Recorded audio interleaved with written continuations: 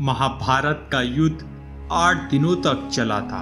युद्ध खत्म होने के बाद कुरुक्षेत्र के मैदान में चारों तरफ खून से लथपथ सैनिकों की लाशें, टूटे हुए रथ, भाले, तलवार आदि सब पड़े थे और जमीन पर सैकड़ों गिद्ध, सियार और कुत्ते भोजन की तलाश में घूम रहे थे और उन्हीं के बीच बाणों की सया पर भीष्म पितामह लेटे हुए थे।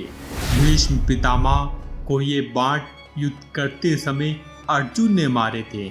भीष्म पितामह अर्जुन से महान योद्धा थे, लेकिन फिर भी अर्जुन ने उनके शरीर को अनगिनत बाणों से भेद दिया था। अर्जुन ने भीष्म पितामह को अनगिनत बाण कैसे मारे, इसके पीछे भी एक अलग कहानी है जो हम आपको एक अलग वीडियो में बताएंगे।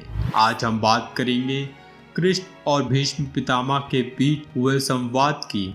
चलिए आगे बढ़ते हैं। महाभारत युद्ध समाप्त हो चुका था। युद्ध भूमि में यत्र तत्र योद्धाओं के फटे वस्त्र, मुकुट, टूटे शस्त्र, टूटे रथों के चक्के, युद्ध के अवशेष आदि बिखरे हुए थे। वायुमंडल में पसरी हुई घोर उदासी, गिद्ध, कुत्ते, सियारों की उदास और डरावनी आवाजों के बीच उस निर्जन हो चुकी उस भूमि में द्वापर का सबसे महान योद्धा देवव्रत भीष्म सरसया पर पड़ा सूर्य के उत्तरायण होने की प्रतीक्षा कर रहा था। तभी उनके कानों में एक परिचित ध्वनि शहद घोलती हुई पहुंची। प्रणाम पितामह। भीष्म के सूख चुके अंधेरों पर एक मरी हुई मुस्कुराहट तैर उठी। बोले, आओ देवकी नंदन, स्वागत है तुम्हारा। मैं बहुत देर से तुम्हारा ही स्मरण कर रहा था। क्या कहूँ पितामह, अब तो यह भी नहीं पूछ सकता कि कैसे हैं आप। भीष्म चुप रहे। कुछ क्षण बाद बोले, पुत्र युधिष्ठिर का राज अभिषेक करा चुके केशव, उनका ध्यान रखना।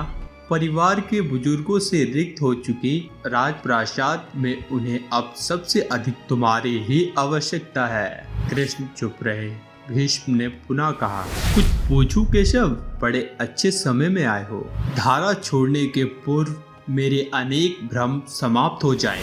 कृष्ण बोले, कहिए ना पितामह। पितामह बोले, एक बात बताओ प्रभु, तुम तो ईश्वर हो ना? कृष्ण ने बीच में ही टोका, नहीं पितामह, मैं ईश्वर नहीं, मैं तो आपका पौत्र हूँ पितामह, ईश्वर नहीं। भीष्म उस घोर पीड़ा में भी ठट्ठा के हंस पड़े। बोले, अपने जीवन का स्वयं कभी आकलन नहीं कर पाया कृष्ण, सो नहीं जानता कि अच्छा रहा या बुरा। पर अब तो इस धारा से जा रहा हूँ कन्हैया, अब तो ठगना छोड़ दे रे।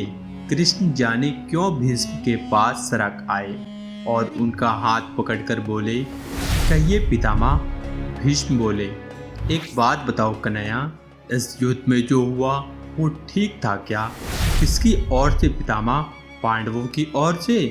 कौरवों के कृत्यों पर चर्चा का तो अब कोई अर्थ ही नहीं कन्हैया, पर क्या पांडवों की ओर से जो हुआ वो सही था?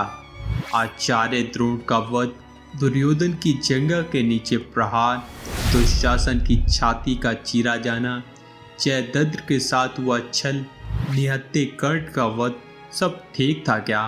इसका उत्तर मैं कैसे दे सकता हूँ पितामह? इसका उत्तर तो उन्हें देना चाहिए जिन्होंने यह किया। उत्तर दे दुर्योधन का वध करने वाले भीम, उत्तर दे कर्ण और जयद्रथ का वध करने वाले अर्जुन। मैं तो इस युद्ध में कहीं था ही नहीं पितामह। अभी भी छलना नहीं छोड़ोगे कृष्ण? अरे विश्व भले कहता रहे कि महाभारत को अर्जुन और भीम ने जीता है, पर मैं जानता हूँ कन्हैया कि यह तुम्हारी और केवल तुम्हारी विजय है। मैं तो उत्तर तुम्ही से पूछूंगा। कृष्ण बोलते हैं, तो सुनिए पितामह, कुछ बुरा नहीं हुआ, कुछ अनैतिक नहीं हुआ, वही हुआ जो होना चाहिए था। यह तुम कह रहे हो केशव? मर्यादा पुरुषोत्तम राम का अवतार कृष्ण कह रहा है। यह छल तो किसी युग में हमारे सनातन संस्कारों का अंग नहीं रहा, फिर यह उचित कैसे हो गया? इतिहास से शिक्षा ली जाती है पितामह, पर निर्णय वर्तमान की परिस्थितियों के आधार पर ही लेना पड़ता है। हर युग अपने तर्कों और अपनी आवश्यकताओं के आधार पर अपना नायक चुनता है। राम त्रेता युग के नायक थे। मेरे भाग में द्वापर आया था।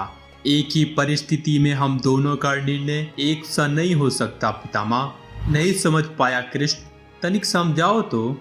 राम और कृष्ण के काल के खंडों की परिस्थितियों में बहुत अंतर है पितामह। राम के युग में खलनायक भी रावण जैसा शिव भक्त होता था। तब रावण जैसी नकारात्मक शक्ति के परिवार में भी विभीषण और कुंभकर्ण जैसे संत हुआ करते थे। तब बाली जैसे खलनायक के परिवार में भी तारा जैसी स्त्रियां और अंगद जैसे सज्जन पुत्र होते थे। उस युग में खलनायक भी धर्म का ज्ञान रखता था, इसीलिए राम ने उनके साथ कहीं छल नहीं किया।